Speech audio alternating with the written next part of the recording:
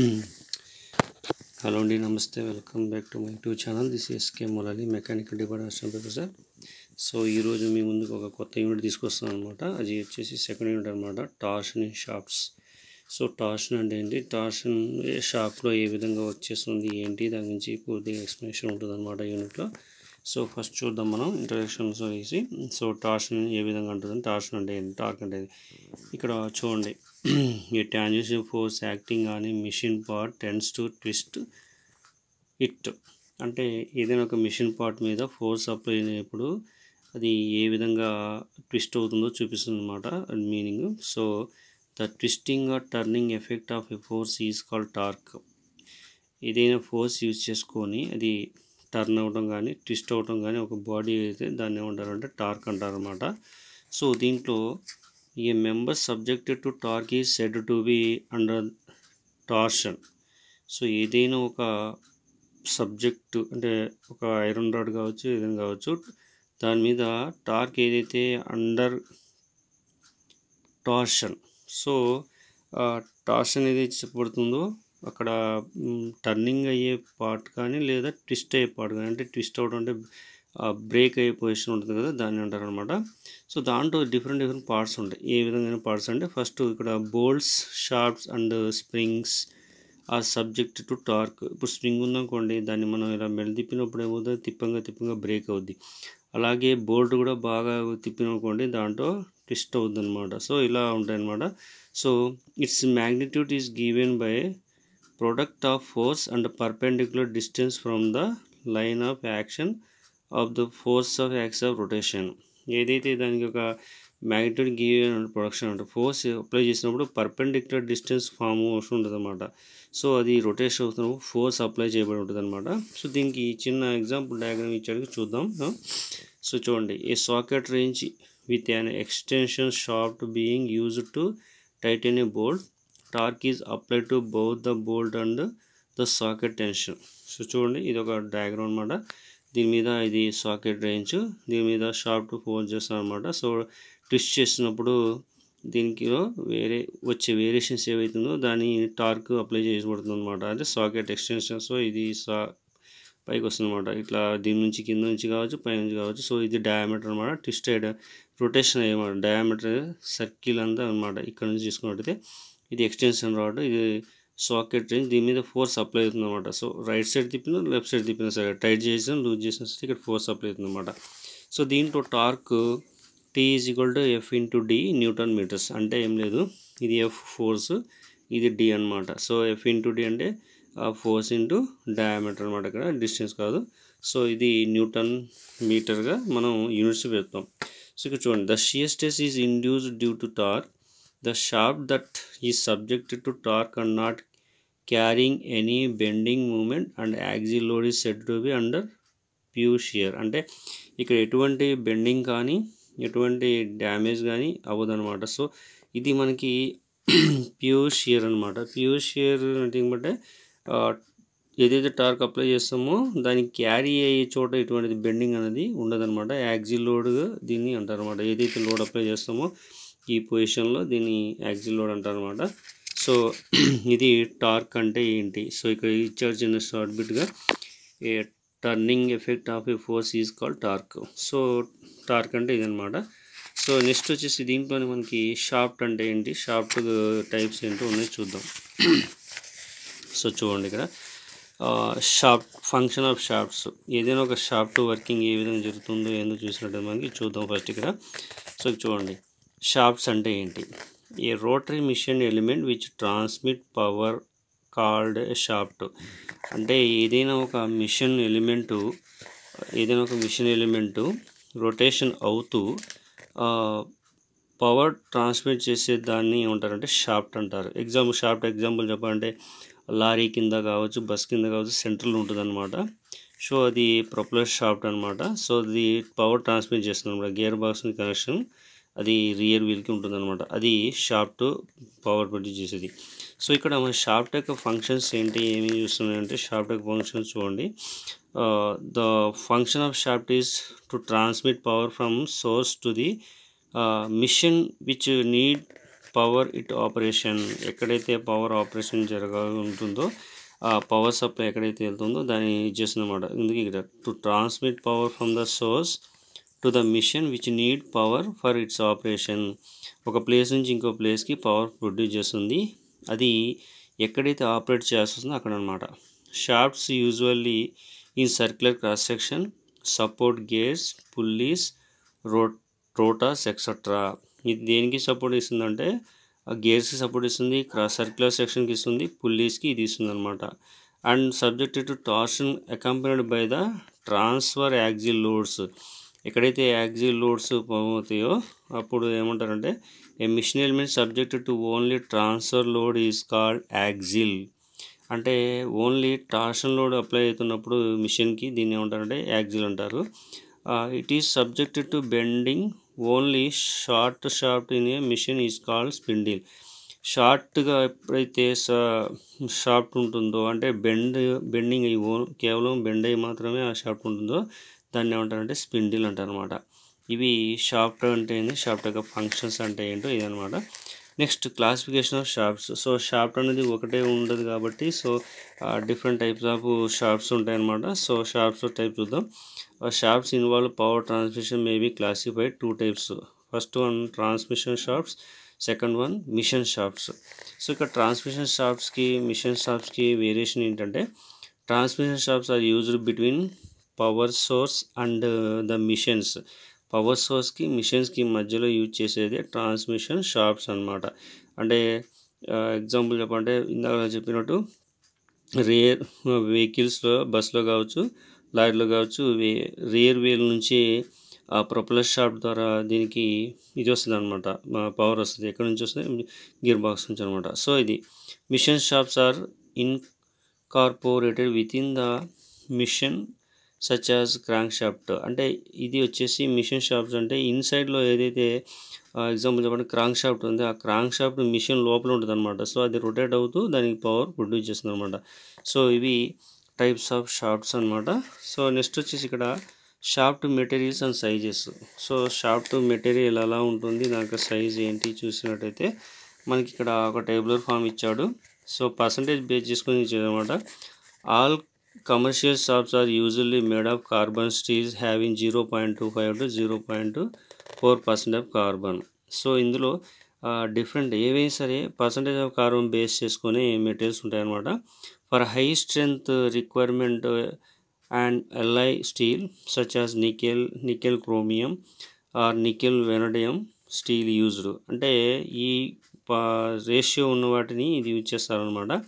Shafts are performed either hot rolling or cold rolling process. ఇక్కడ shafts reduce చేయడం కానీ లేకపోతే ఇంక్రీజ్ చేసుకోవడం కానీ దాన్ని ఏం చేస్తారంటే కోల్డ్ రోలింగ్ కానీ హాట్ రోలింగ్ కానీ యూజ్ చేస్తారనమాట. Hot roll shafts are turned in size and then the finished dead.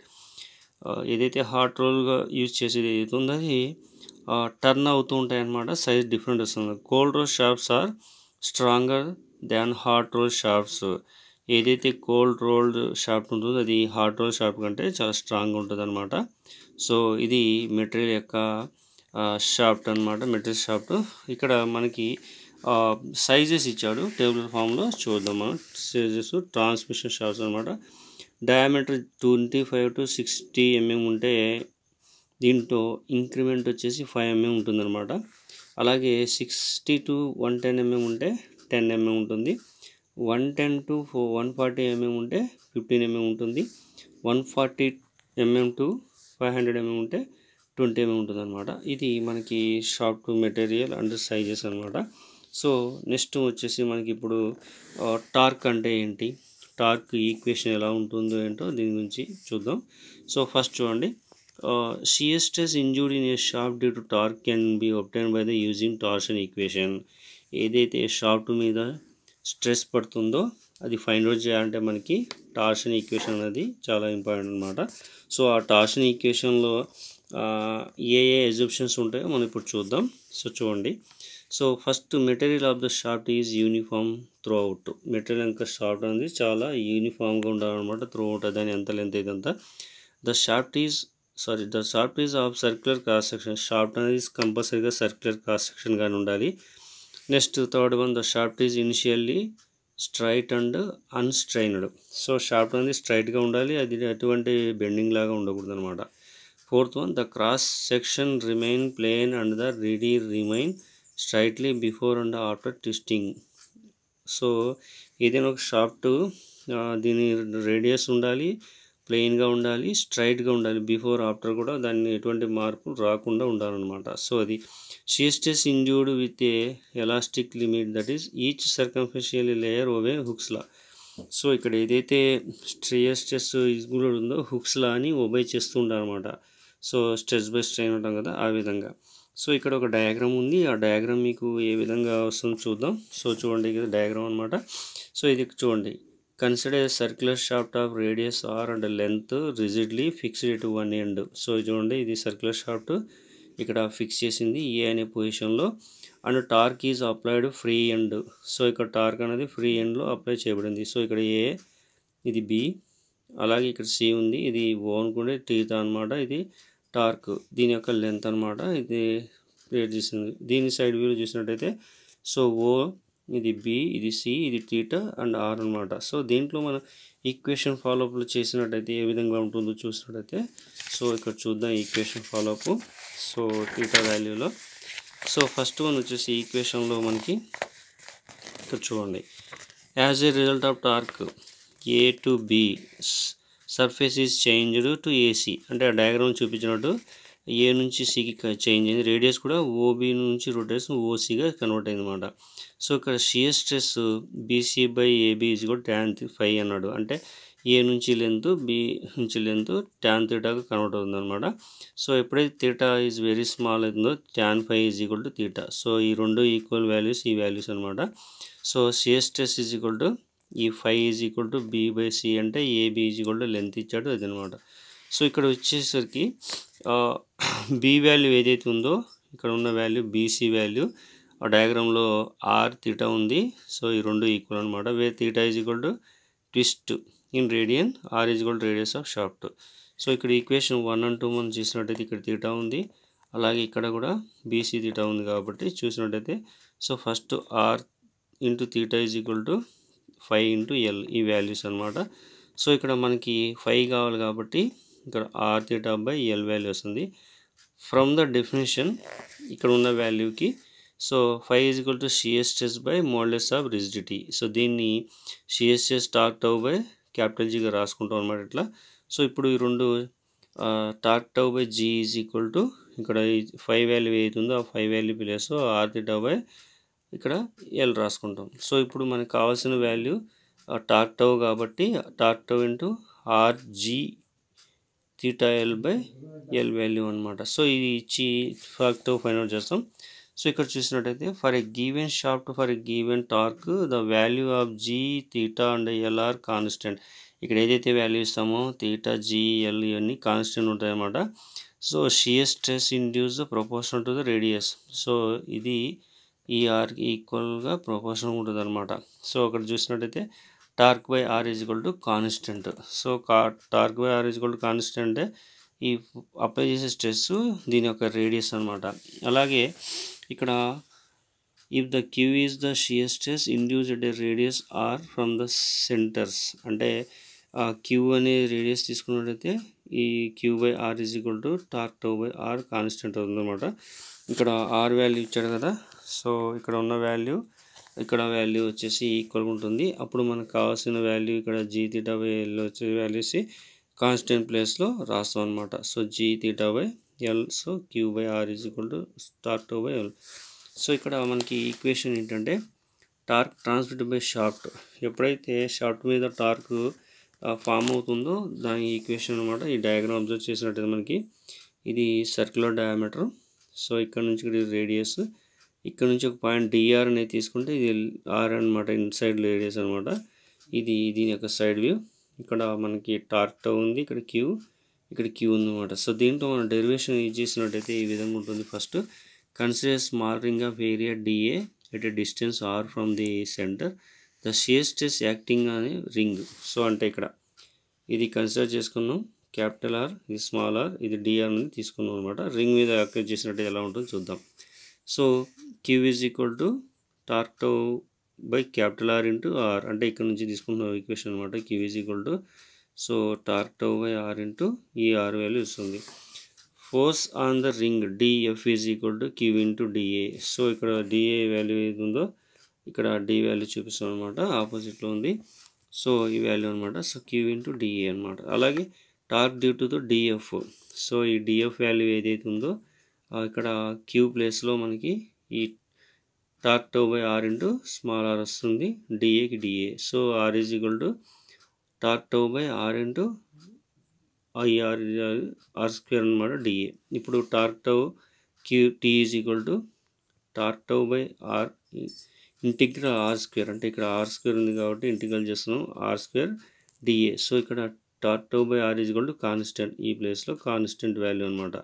So ఇది ఈ డయాగ్రామ్ నుంచి టోటల్గా ఈ వాల్యూ వస్తుంది. సో దీని నుంచి ఈ ఈక్వేషన్ వచ్చేసి మనకి ఇక్కడ but the theorem integral R square DA is polar moment of inertia and it is denoted by small J.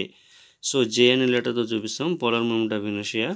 So T is equal to torque tau by R into J. So polar moment చూపిస్తాం. So ఇక్కడ T by J is equal to torque tau by R అనమాట. So combination of first and second equation, ఇక్కడ ఉన్న equation ఇంకోటి equation రెండు తీసుకున్నట్టయితే so T by J is equal to small torque tau by R is equal to G theta by L. ఇక్కడ T is equal to twisting moment newton per meter or newton mm square. J is equal to polar moment of inertia m⁴ or mm⁴. Torque tau is equal to maximum shear stress newton per meter square or newton per mm square. R is equal to capital are is equal to radius of shaft m or mm. theta is equal to angle of twist in radius.